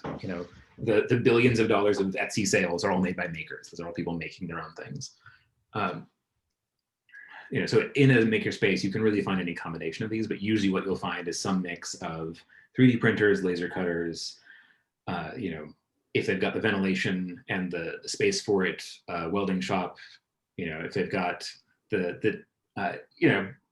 usually I got one big CNC machine, but it can be all kinds of things. The point is that it's a place where people can gather to make things rather than having to own their own tools. It's a community center where you can say, all right, I'm going to go here as a member. I can show up and I can learn how to use any of the 100 tools they have here and then use them for my own purposes until I'm ready to graduate to my own shop and run my own business. I have a friend who runs his own Etsy store out of a tech shop because he didn't have to buy his own laser cutter. He could start a business. The one I was at was a huge one. It was definitely on the high end, but it had like a full auto shop, metal shop, wood shop, room full of computers for CAD and 3D printing. It had, an area for painting. It had a kitchen, and it was the community center. They had a pool table full of Legos. And this was in Oakland? This was in Reno. Oh, okay. Yeah. But there was one you were working in the Bay Area, right, as well? Oh yeah, there's probably a dozen in the Bay Area. There's about 2,000 in the U.S. alone. Okay. You can, if you want to see a map, you can go to atlasofinnovation.com. I believe it's one of the better collections that are out there.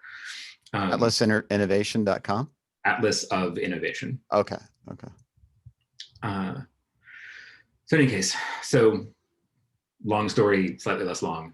We're talking about, spent all this time in the makerspace. How did that get to what I'm doing now? Basically, it started off just wanting to solve an organizational problem because I felt like, like I said earlier, I sort of run my simulations forward and I looked at what I could do in a makerspace. I'm like, well, the things that I can do in terms of what I can make are not that impressive right now compared to what's out there, but what I am good at is systems, and what this desperately needs is a better system. So let me focus on that. Through that and continued synchronicity, I found myself in Kathmandu with a bunch of humanitarian makers who are working on, using this kind of accessible technology to solve problems in, humanitarian crises, like in Nepal after the earthquake leveled half of the city. And seeing the way that I could kind of combine the sense of like wanting to be, helpful in the world and making things and building systems for it really opened my eyes. I met the former director of Engineers Without Borders, who now works for Field Ready. He's been a big inspiration. We've been talking about a lot of this stuff for a long time. And basically what that led to was this thing that I'm working on now is essentially what I've been calling the supply chain mesh network.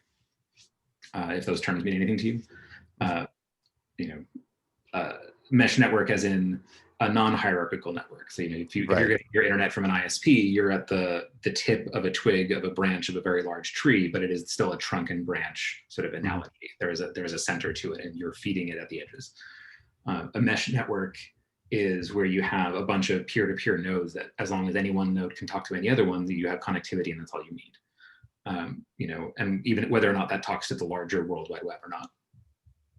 And what we're seeing in COVID response, or so in this time of COVID, is the supply chain, the global supply chain we all depend on, has completely broken down, and that's by design. It's not a fluke. This is what's going to continue to happen because the supply chain is a system, and it is optimized for efficiency. That's what just-in-time delivery is, and you can optimize for any variable, but you can't optimize for all variables. On the one end of that, spectrum is efficiency. On the other end is resilience. So the more efficient you are, the less resilient you are, and that is simply the way that it is.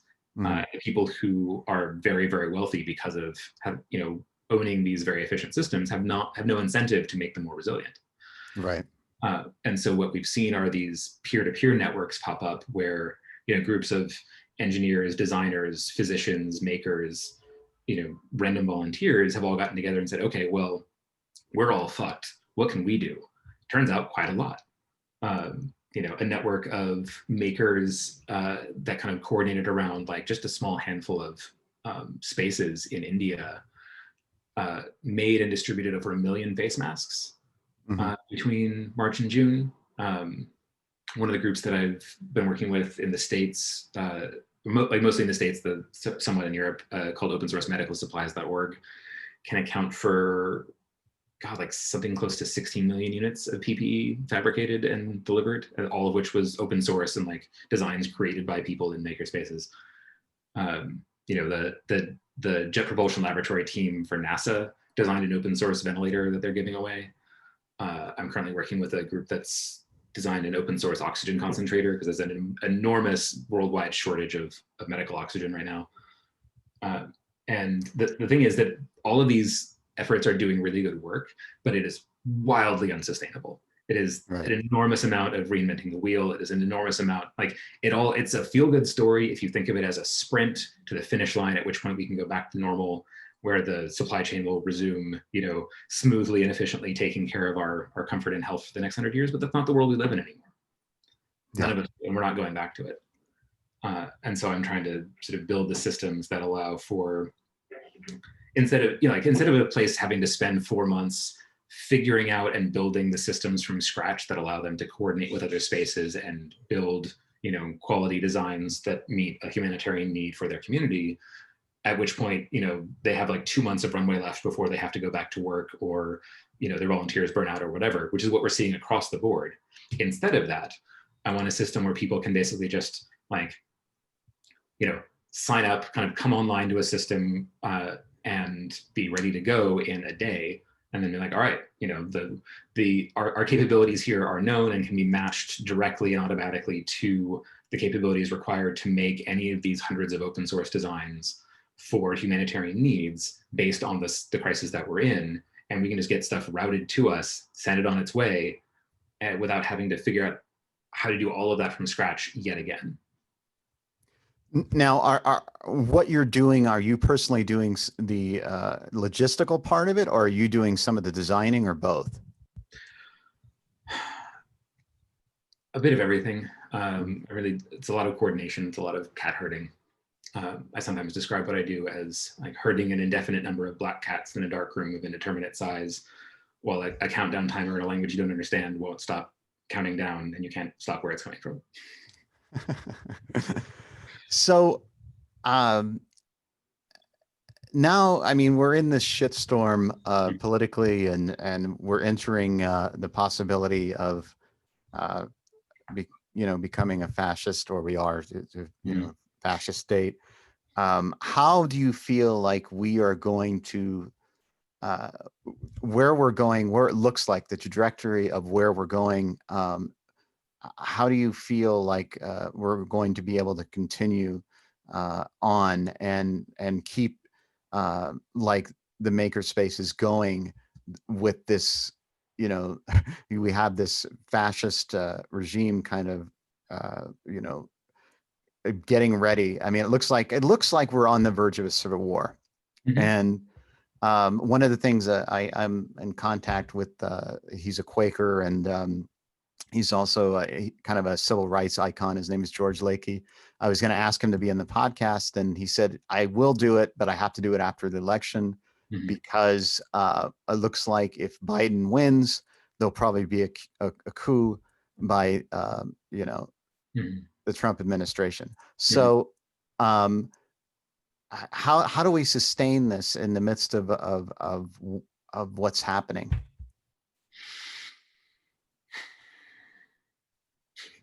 An acquaintance of mine who's also from the former USSR had a great line recently, uh, saying that that the thing about coming from a failed state is that you are going to get yourself killed waiting for someone official to come along and tell you what to do. Right. Um, you know, if anything, the vacuum of leadership makes what we're doing, in some ways easier and more necessary. Like, Hmm. sure, it'd be nice if we lived in a civilized country like maybe Germany, and I'd be like, oh, what you're doing is great. Let us give you some, official support for that. And that's what's happening in Germany. They're supporting initiatives like this. Oh yeah, yeah. The EU Commission in general is funding more research on this. They're like seeing what's happening. I think in Germany there's about 150 different maker spaces banded together. Had like a 25,000 person hackathon back in March, and created this network of informal manufacturing to meet the same kind of need. They're like, oh yeah, this works. This is great. Mhm. Um, Under Obama, the Nation of Makers program was started. And I've been working closely with them, but they're basically down now to like one full-time person who's trying to do the work of 12 with no Yeah. funding. So it's not like there's going to be a lot of help there. Yeah. Uh, all that is to say, uh, let me put it this way. So in the sense of what we do here and now in this country, the answer is the same. If anything more so, like no one's coming to help us, but also this country is so huge that even if a hot civil war starts, it's I have a really hard time seeing it be like fighting in the streets of San Francisco. Like Mm. there's going to be flashpoints. It's going to be terrorism like we just saw in Michigan. Um, but I don't think it's going to be every young man of sound mind and body putting on a uniform and heading off to the battlefield. This isn't how Mm. wars are fought anymore. Um, that's the thing about living in a collapsed state is your life continues on more or less as normal while an endless string of bullshit is happening mostly to someone else, and then you die meaninglessly and no one remembers. Mm. That's happening all around us. We're already in that. There's a great essay recently by someone who lived through the collapse of Sri Lanka, and they're like, if I look back on my my Instagram photos from that time, it was like, oh, here's like a friend of mine lying dead on the sidewalk after a cafe bomb. Here's me getting drunk at a club. Like life goes on. It's just punctuated by grim bullshit constantly, and you feel like you can't do anything about it. Anyway, that aside, all that is to say, this is all the more reason for us to be figuring this out because no one is coming from there's no top-down support for this. But that's also kind of why the whole maker movement came about in the beginning. We don't have like the German master craftsman apprentice system where everyone learns how to do a thing really well. Like we were told, go to school, get a tech job, try not to disappoint your parents, good luck. Right. You know, and now you have, and that's created that and sort of the constant offshoring of work to wherever has the weakest worker and environmental protections in the world means that the whole world is now mostly made up of people who either make things they can't afford to buy or who buy things they don't know how to make. Mm-hmm. uh, and and as those to the extent that those things are consumer goods, I don't really care. Like the fact that I don't know how to make an iPhone does not really stress me out too much. Mhm. But if I, knowing that if I had to, I could create emergency shelter or water purification or, an oxygen concentrator to like save the lives of people around me. And then I could do so without infringing on any kind of patent law, because it's all open source, and then I can share it and it can be improved on by other people, and we can actually move the needle in any meaningful way without depending on the people who clearly don't give a fuck about us. Then that's going to keep happening. In the larger sense of like, do we actually turn around this this Titanic before it hits the iceberg of climate change and eco collapse? I think that ship is pretty well sailed. You know, if yeah, that's a whole other conversation. But what I recommend is read a paper called Deep Adaptation. I think you sent it to me. I probably Yeah, I did. think I have read it, and it was excellent, if I remember. It's from the UK, correct? I believe so. Yeah, yeah. But yeah, basically the TLDR, as the kids say these days, is the like a gleaming future of clean energy where everything looks more or less the same as it does now, but covered in solar panels instead of oil wells, doesn't exist. There is no path from here to there. The options that are on the table as far as what we are currently dealing with and the timelines that we're on, the resources we have to work with, mean that catastrophe is inevitable, collapse is probable, and extinction is possible. And that is the field of options that we have to work with. And so what human society looks like in the future is going to be defined on some very fundamental levels that we've never really had to deal with by how do we adapt to a world that we have rendered inhospitable to life. Now, before we close up, I kind of wanted to present, this just get a sense of where you're at in terms of. I think you just described it very well, but one of the things that I'm concerned about, because a friend of mine is very adamant about what is happening with augmented reality and artificial intelligence and virtual reality, becoming, he's basically saying it's a great tool. He uses it to teach, but the problem is we are not ethically or morally able to handle that reality. And Mm-hmm. and that's the issue. Mm-hmm. And then thinking about, okay, well, if that's where we're going, we're not going to have iPhones anymore. We're going to just have glasses, and that's how we interface with this augmented or virtual reality world, where any fantasy or any exploration of our destructiveness can be played out. And I guess the question is, like, how do you see that intersecting with the maker space? Interesting. I mean, there's certainly a lot of interesting work being done in that field, kind of happening in makerspaces. A lot of like, some tech that you've heard of was invented in makerspaces, like Square and Nest were both invented in makerspaces. But that's really more a question about the technology. You're asking a question about the ethics and morality of technology, which is much more interesting. But I don't know how to, like, the maker movement is nowhere near enough of a monolith to be able to answer, for anyone to answer on behalf of it, least of all me. It seems like what you're getting at, and correct me if I'm wrong, is more about like how do we deal with our technology as having evolved far faster than our ethics and morality as a species. Like I don't know that it has much to do with the maker movement per se. Am I more or less correct here? Well, I mean, that's part of it, but I was just curious if you were kind of thinking along those lines with regards to the makers movement. And Got it. I think what you're doing is amazing and necessary and critical to our survival. I'm just wondering how it's going to interface if the reality of that we can, then we're kind of already there with Mhm. the fact that we're zooming all the time to connect with other human beings. But if we eliminate the window and become immersed in virtual reality, Mhm. how does that play out and affect our lives and so on. But the ethics and the morality, Mhm. how we use it, is a part of it, of course. Right. Well, I mean, I think in a lot of ways you can substitute the conversation around drugs with the conversation around VR, and you can see exactly how it will play out. Like Right. there's um, VR is both a tool of perception and an escape, just like drugs. Right.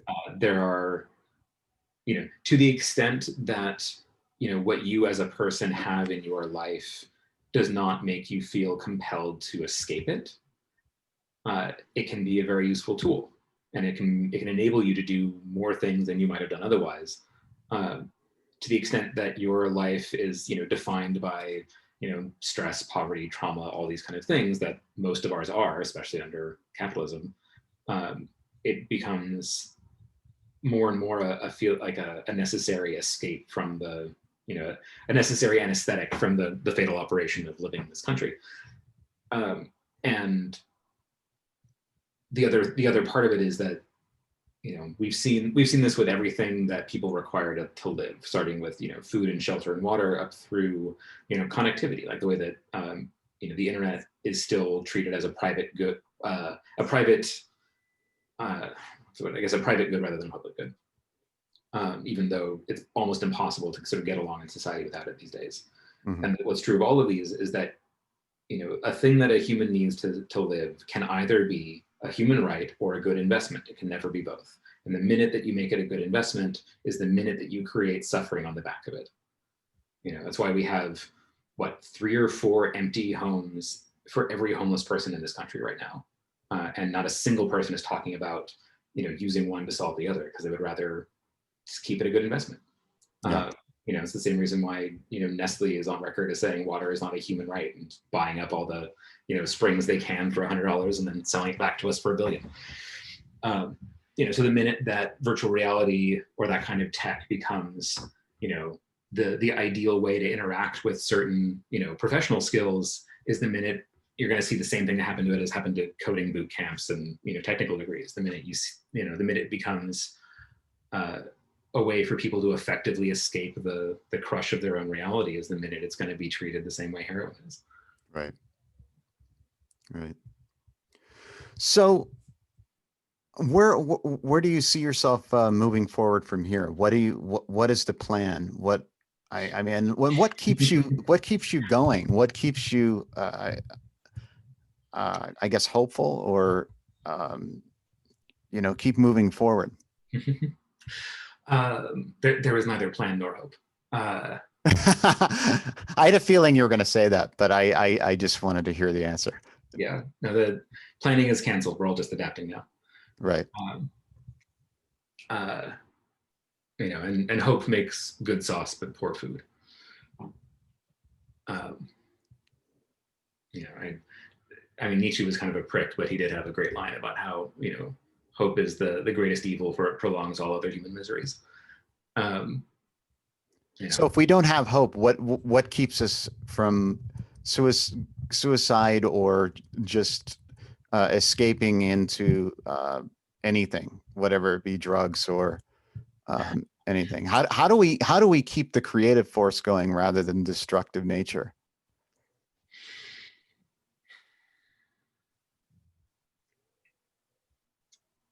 Trying to think of how to answer that without resorting to platitudes. Uh, Yeah, answer it any way you feel comfortable. It's cool, man. Whatever. no, I know, but I mean, like, even if my own internal response to that is like, well, you just do it, because what else are you going to do? It doesn't feel like doing the question any kind of justice. And I'm trying to actually give you a real answer.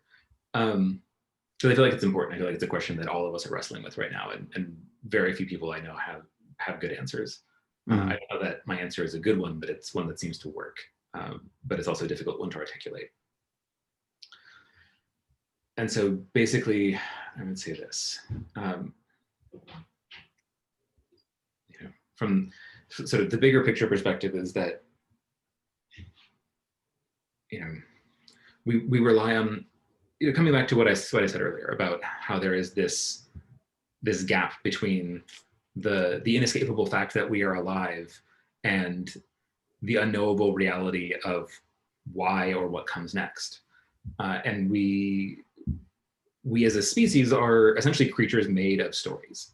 Your whole identity is a narrative. And that identity only exists because you and everyone you know are constantly retelling that narrative in some form or another to maintain cohesion around essentially a story wrapped around nothing. And that story projects into the future, and that's why we get very attached to it. You know, you think about the worst part about heartbreak when a relationship ends. The thing that you're mourning is all of the things that haven't happened yet. You know, you're not mourning the things that already happened. You're mourning the story you had about what the future would be like with that person.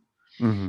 I think a lot of us are mourning the future of the future we were promised, the future that we had planned in a world without climate change and social collapse and other things. You know, if we were lucky enough to live in a place where we were taught to be hopeful, you know, there's a lot of places where a lot of places right now where people are doing what they're doing because there was never hope to begin with. Right. You know, those of us who are privileged enough to be born in, you know, white male bodies in this particular country at this time, you know, are in many cases feeling hopelessness for the first time, that everyone else is like, "Whoa, welcome to the party." Yeah. Yeah. Remembering that. But all of this is to say that, you know, if your hope is contingent on this idea of like saving something, like saving the world, saving, you know, preserving some image or story of what the world was going to be as the all or nothing metric of whether or not you've succeeded at your effort, then you should just stop. That's it's not in the cards, and you will kill yourself and make everyone else around you miserable by trying to do so. That's just not what the thing is. You have to accept what is happening, and you have to simply stop and be with what's here. And if you can find a reason to keep moving and to keep getting out of bed in the morning for yourself and those around you in this moment as things are, that will do it. If it is contingent on the future being some way, it won't carry you far enough. It just can't. Well, thank you, Nathan. I really appreciate you being here and sharing what is alive within you and the work that you're doing. How can we, you know, find your work and, you know, if those that want to support the maker spaces, where should they go? And so there's 3 groups that I'm working with right now that are all doing good work and could use some help. You can go to helpfulengineering.org. You can go to open source medical supplies.org and openknowhow.org. I'm spending a lot of my time sort of coordinating with those 3 groups, and they do some really great work. And I would love to see more of that. If you feel like supporting, go check them out. Thank you very much. I will definitely say that again. I said thank you. It was really nice to chat with you. Yeah. You know, I really enjoyed our conversation at the party. I was telling Rachel, you know, I really enjoyed our you know, our interaction and learning about what your work was. And, you know, I just appreciate everything you're doing, and especially with the open source medical equipment. And it's so critical right now. And I mean, I know that you've been around the world and seen a lot of things, and it must seem strange that the denial of COVID and all the bullshit that we're experiencing from I mean, not really. It's like, first and foremost, fascism is a war against reality. You know, fascism is very, very much fundamentally about you know, whatever the leader says is, and you know, any inconvenient facts that disagree with that reality are just sort of shoved off screen, whether or not you happen to be one of those facts. And the other fact is that fascism is and always has been, you know, the final boss form of capitalism. whenever capitalism is backed into a corner, it pulls off the mask, and what is under the mask is always fascism. Yeah. Yeah. It's a scary time. But you know, it sounds like you're loving and finding joy where you can, and creating you know, you're literally saving lives, and thank you for all the work you're I wouldn't doing. go that far, but I try.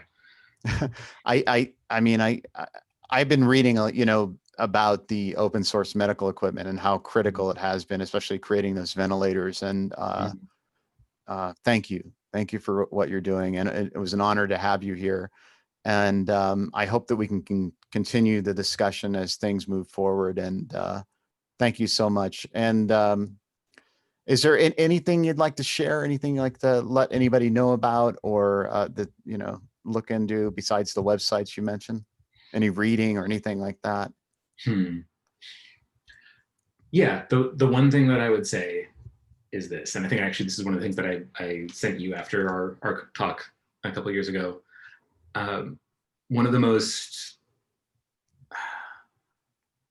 powerful pieces of writing that has had a a deep effect on me in the last decade is something called the Dark Mountain Manifesto, and it was one of the most sort of beautiful and powerful things that I read back in 2009, that really kind of opened my eyes to where we are, and in the context of like climate change and global collapse and so on, and what that means, and what the rightful role of people who recognize that is in a world where most people don't. Yeah. I mean, I've read it. You turned me on to that Dark Mountain, and I really enjoyed the essays that I read, and yeah, I highly also recommend that as well. Thank you. Yeah, of course. All right, Nathan Parker. I got that right. Okay. Yeah. All right, everybody. This is Nathan Parker. Thank you so much for joining us. This is The Blind Man in Black. You can listen on Apple Podcast, or you can watch on the YouTube channel, Blind Man in Black, or go to the website, blindmaninblack.com. Thank you so much. Thank you. Stay safe and healthy, everybody. Take care. Take care. All right, here's the awkward ending I was talking about. Here we go.